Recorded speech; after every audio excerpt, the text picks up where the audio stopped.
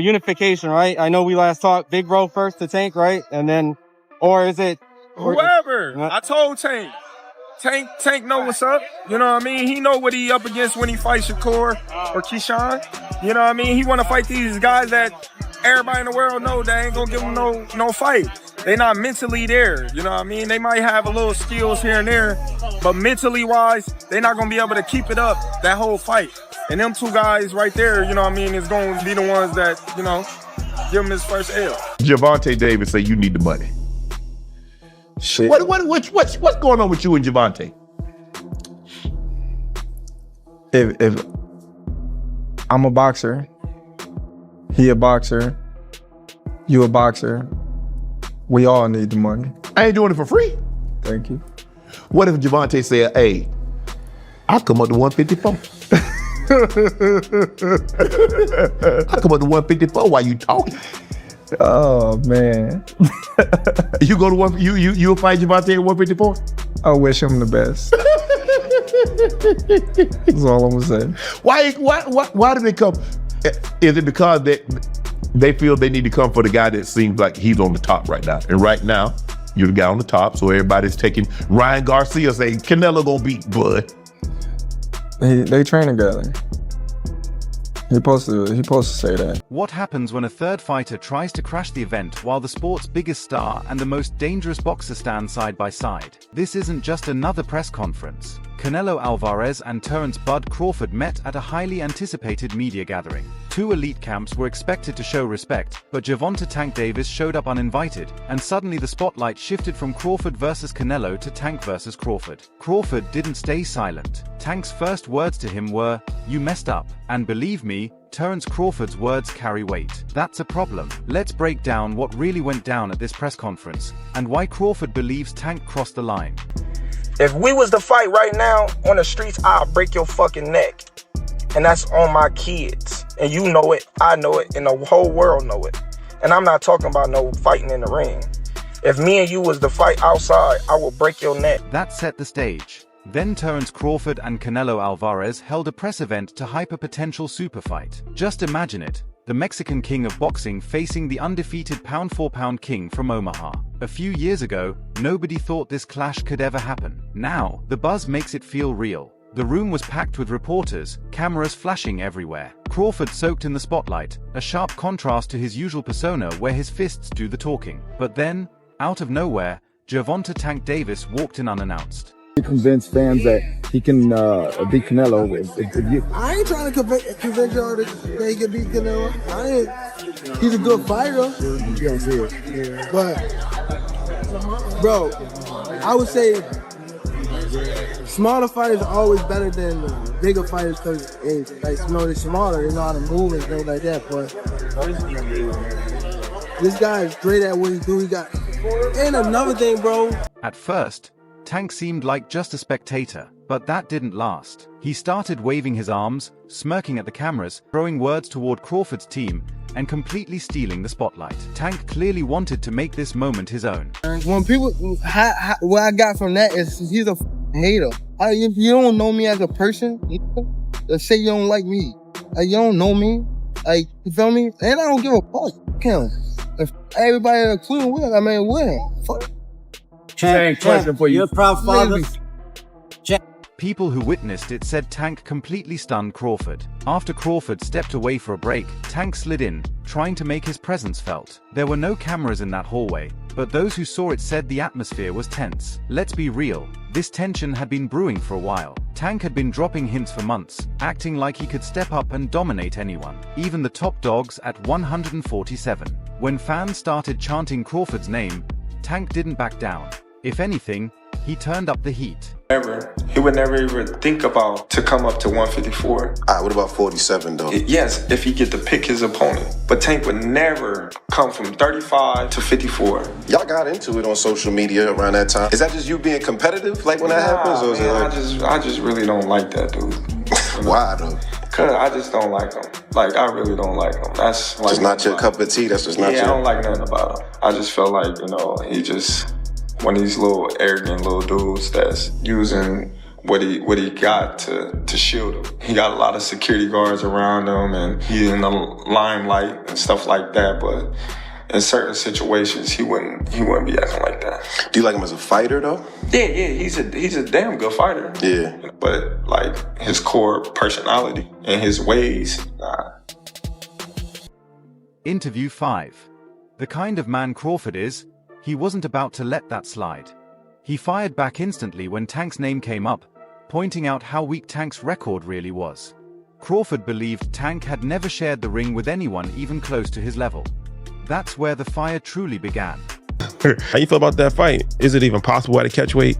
There ain't no catch weight. You come up to 47. You're not even entertaining the catch weight. No, I'm not. He's a champ though too, undefeated. And what champ? Come on, man, tell me what belt. You know boxing. You forgot Devin Haney is undisputed. Devin Haney got all the belts. He the champ. Nobody else the champ. I'm gonna come up here where the big boys at. All right, I'll welcome him. After that came the Ring Magazine Gala, a night that flipped everything on its head. It wasn't Tank's event, but Crawford owned the spotlight. When reporters pressed him about Tank's sudden disappearance, he didn't sugarcoat a thing. That was the moment when playful jabs turned into heavy shots.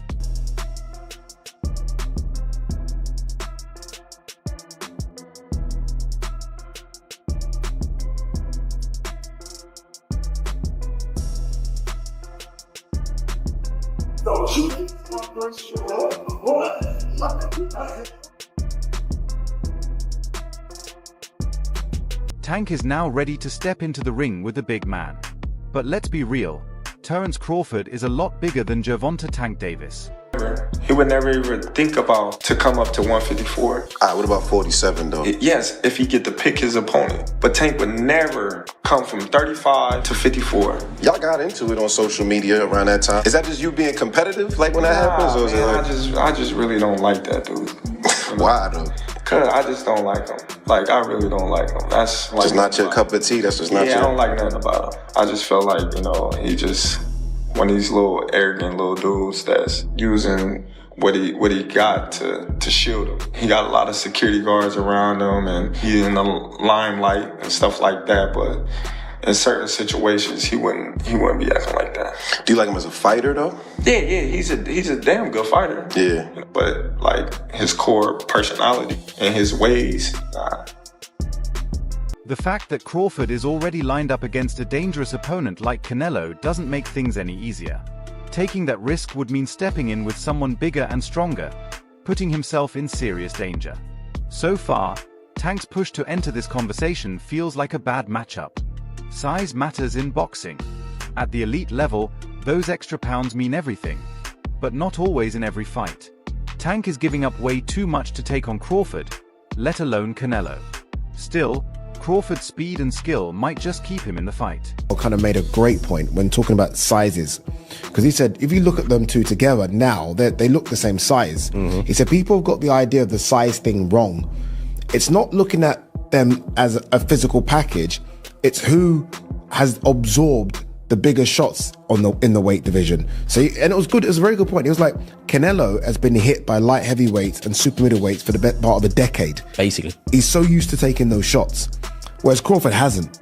Crawford's been hit by 140 guys and 147 guys for the best part of a decade. Yeah. What's Crawford going to be like? So basically, he's trying to say, Canelo could easily absorb Crawford shots. Can Crawford easily absorb Canelo's punches? If you're taking shots from Triple G, Sergei Kovalev, Dimitri Bivol, and you're staying on your feet, not getting hurt, not even getting wobbled, just literally shaking it off. Yeah, you can take Terence Crawford shots. 100%. Crawford stays away from the fake beef silliness, just like that. Floyd is not him. His name isn't Ryan Garcia. He doesn't make up stories for hits. So, when Crawford told Tank, "You messed up," he looked him straight in the eye. It wasn't a show. It felt close. However they rate me, it doesn't matter. At the end of the day, we got to fight, and I'm going to win the fight. It's simple as that. Can I ask you about if there's any rematch clause with this fight with Canelo? No, it's not. Is that something you pushed for? No, I didn't. And there's any weight restrictions to the fight at all? No, it's not. A lot of fighters would like to put on a weight restriction to this type of fight. Why didn't you want to do that? Because I want him at his best. I don't want no excuses. I don't want no, reasons why you know, he didn't feel good or anything. I want him at his best. Remember that Crawford is a man who grew up fighting in the streets of Omaha. He has beat every opponent they have put up against him, been shot at, and been ruled out. When he warns you, it's because he has seen it happen before. When you say, I want Canelo, is there anybody in the camp that would say, you're not ready for this? That's a big boy. He's strong. That's a conversation. It's not just, oh man, you will whoop his ass. Like yes, man type stuff. I'm not worried about Canelo. I'm not thinking about Canelo.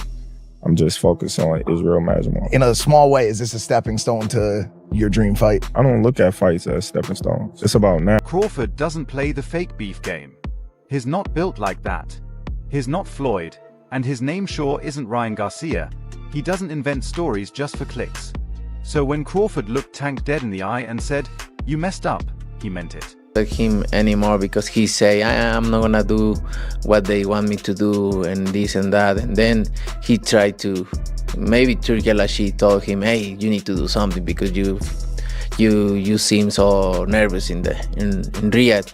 So and he tried to like he walking me back, and that's why I pushed him. And you know, like I say, don't with me. Does it bring a different Canelo then? Yeah, it's different. Yeah, you watch Saunders fight, right? Which one? The Saunders. Oh, he pissed me off. He pissed me off. Yeah. So it's gonna be. Remember, Crawford isn't just some polished fighter with a perfect record. He's a man who grew up scrapping in the streets of Omaha. He's beaten every name they've thrown at him. He's been shot at. He's been counted out. And yet, here he is, still standing. When a man like that warns you, it's not for show. It's because he's seen what happens when people don't listen. Hey man, I thought I won. I thought I did enough to get the victory over a spectacular fighter. I told y'all from the beginning, man, that I got the skills to pay the bills. I've been telling y'all that. And I'm just glad I got to show it, honestly. I'm glad I got to show it. I appreciate, like I said before, I appreciate true boxing media. Some guys that didn't count me out.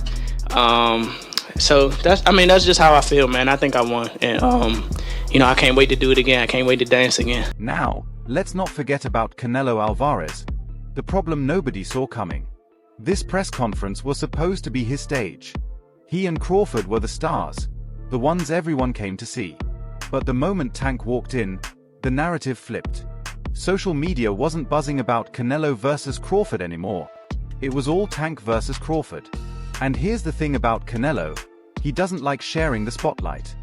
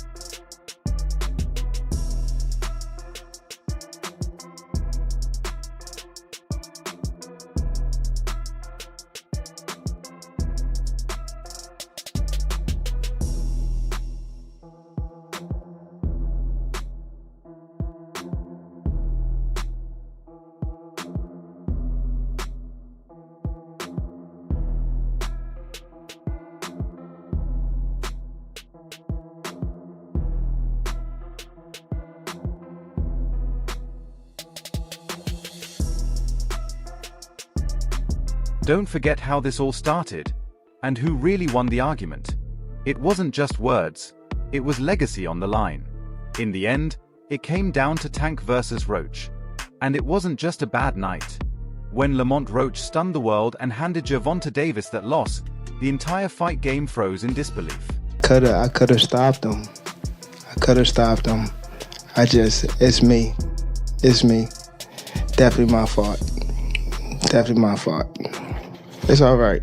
You know what I mean? You live and you learn. I definitely could have. That was on me too. That was on me for sure. Cause I ain't pick it up when I supposed to pick it up, and I could have definitely did more.